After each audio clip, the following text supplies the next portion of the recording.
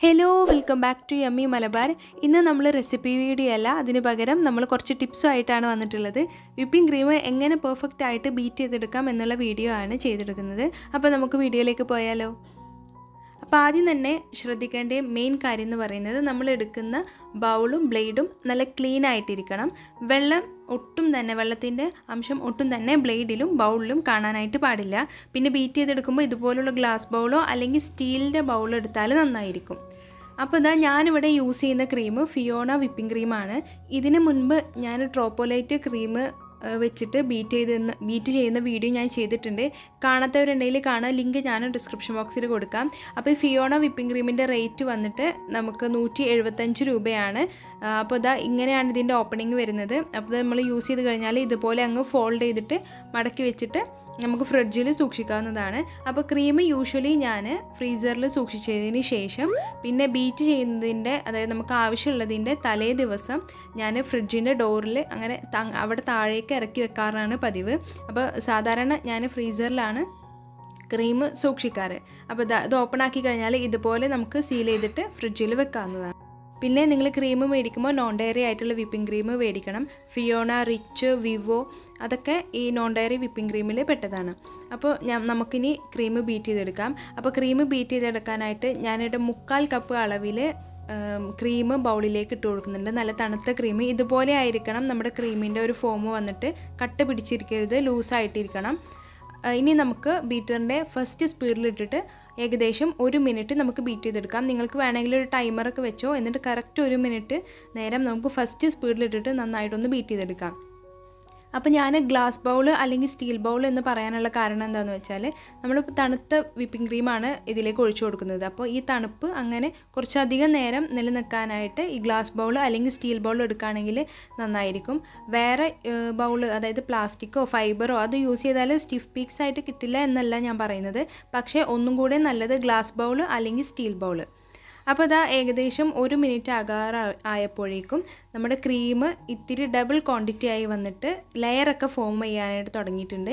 ഈ ഒരു സ്റ്റേജ് എത്തിയാലും നമ്മൾ ബീറ്റർ നിർത്തരുത്. എന്നിട്ട് 1 മിനിറ്റ് കഴിഞ്ഞാൽ നമുക്ക് ലെവൽ 2 രണ്ടാമത്തെ സ്പീഡിലിട്ടിട്ട് 2 മിനിറ്റ് നേരം നമുക്ക് ബീറ്റ് ചെയ്തെടുക്കാം.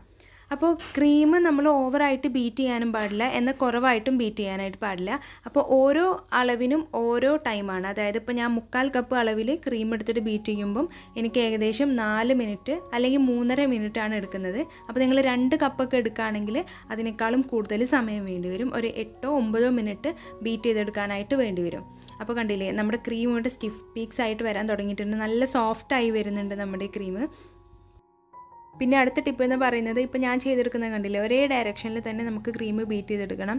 നമ്മൾ തിരിച്ച് നമ്മൾ വേറെ ഡയറക്ഷനിൽ ബീറ്റ് ചെയ്തെടുത്ത് കഴിഞ്ഞാലും സ്റ്റിഫ് പീക്സ് ആയിട്ട് കിട്ടും.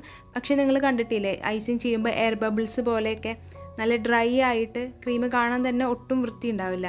അപ്പോൾ അത് വരാനുള്ള കാരണം ഇങ്ങനെ അങ്ങോട്ടും ഇങ്ങോട്ടും സൈഡിലേക്ക് ബീറ്റ് ചെയ്യുന്നതും പിന്നെ അതുപോലെ തന്നെ ഓവറായിട്ട് നമ്മൾ ബീറ്റ് ചെയ്ത് കഴിഞ്ഞാലും ഇതേപോലെ എയർ ബബിൾസൊക്കെ ക്രീമിൽ നന്നായിട്ട് വരും.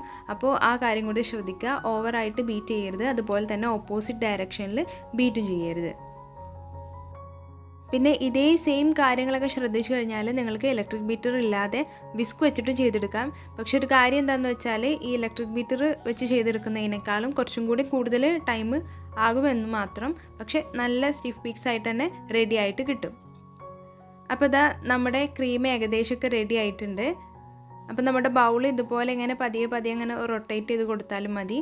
അപ്പോൾ കണ്ടില്ലേ, നല്ല സ്റ്റിഫ് പീക്സ് ആയിട്ട് കിട്ടിയിട്ടുണ്ട്. കറക്റ്റ് 3.5 മിനിറ്റാണ് എനിക്ക് ഈ 1/4 കപ്പ് ക്രീം ബീറ്റ് ചെയ്ത് എടുക്കാനായിട്ട് വന്നിട്ടുള്ളത്. അപ്പോൾ ഞാനൊരു സ്പാച്ചിൽ വെച്ച് കാണിച്ചു തരാം. കണ്ടില്ലേ, നല്ല പെർഫെക്റ്റ് ആയിട്ടാണ് നമുക്ക് കിട്ടിയിട്ടുള്ളത്. അപ്പോൾ നമ്മൾ ഓവറായിട്ട് ബീറ്റ് ചെയ്ത് കഴിഞ്ഞാൽ നല്ല സ്റ്റിഫ് പീക്സ് ആയിട്ട് തന്നെ നമുക്ക് കിട്ടും. പക്ഷേ ഞാൻ പറഞ്ഞ ആ ഒരു പ്രശ്നം എന്തായാലും ഉണ്ടാകും. ഐസിങ് ചെയ്യുമ്പോൾ ഒരു വൃത്തിയായിട്ട് നമുക്ക് കിട്ടില്ല. അപ്പോൾ ഇനി ഞാൻ ഇതിലേക്ക് ചോക്ലേറ്റ് ഗനാഷ് സ്പ്രെഡ് ചെയ്തിട്ട് എങ്ങനെയാണ് ഐസിങ് ചെയ്തെടുക്കേണ്ടതെന്ന് കാണിച്ചു തരാം. അപ്പോൾ എനിക്ക് മുൻപ് ഒരുപാട് മിസ്റ്റേക്ക് പറ്റിയിട്ടുണ്ട്. അതായത് ഞാനിങ്ങനെ ചോക്ലേറ്റ് ഗനാഷ് ചേർത്തതിന് ശേഷം ബീറ്റർ വെച്ചിട്ട് വീണ്ടും അങ്ങ് ബീറ്റ് ചെയ്തെടുക്കും. അപ്പോൾ അങ്ങനെ ചെയ്യരുത്. അപ്പോൾ നമ്മൾ ഓവർ ബീറ്റാണ് ചെയ്യുന്നത്. പകരം ഇതുപോലെ ചോക്ലേറ്റ് ഗനാഷ് ചേർത്തതിന് ശേഷം ഇതുപോലെ സ്പാച്ചിൽ വെച്ചിട്ട് ഇങ്ങനെ ഫോൾഡ് ചെയ്ത് കൊടുത്താൽ മതി. അല്ലെങ്കിൽ ഞാൻ പറഞ്ഞ ആ പ്രശ്നം എന്തായാലും വരും, എയർ ബബിൾസ് വരും. അപ്പോൾ ഇത്രയേ ഉള്ളൂ നമ്മുടെ ഇന്നത്തെ വീഡിയോ. സിമ്പിൾ അല്ലേ? ഈ ചെറിയ കാര്യങ്ങളൊക്കെ ശ്രദ്ധിച്ചു കഴിഞ്ഞാൽ നല്ല പെർഫെക്റ്റ് ആയിട്ട് നിങ്ങൾക്ക് ക്രീം ചെയ്തെടുക്കാനായിട്ട് പറ്റും. അപ്പോൾ എല്ലാവർക്കും ഇന്നത്തെ വീഡിയോ ഇഷ്ടമായി അല്ലെങ്കിൽ യൂസ്ഫുൾ ആയി എന്ന് വിശ്വസിക്കുന്നു. ഇപ്പോൾ കുറേ ഹോം ബേക്കേഴ്സൊക്കെ ഉണ്ട്. അപ്പോൾ അവർക്കൊക്കെ ഈ വീഡിയോ ഉറപ്പായിട്ടും യൂസ്ഫുൾ ആകും എന്ന് എനിക്കറിയാം. അപ്പോൾ എല്ലാവർക്കും വീഡിയോ ഇഷ്ടമായാൽ ലൈക്ക് ചെയ്യാനും ഷെയർ ചെയ്യാനും പിന്നെ ചാനൽ ഇതുവരെ സബ്സ്ക്രൈബ് ചെയ്യാതെ കാണുന്നവരുണ്ടെങ്കിൽ സബ്സ്ക്രൈബ് ചെയ്യാനും മറക്കരുത്. താങ്ക്